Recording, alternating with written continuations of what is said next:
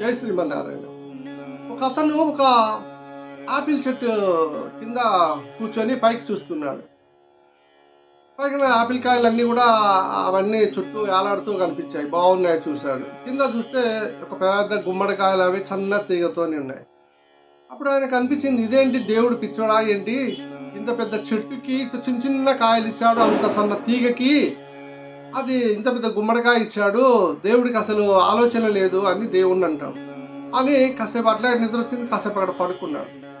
పడుకున్న వెంటనే గాలి వచ్చేసి ఒక ఆపిల్ పండు పైనుంచి ఊడి ఈయన ముఖం మీద పడింది.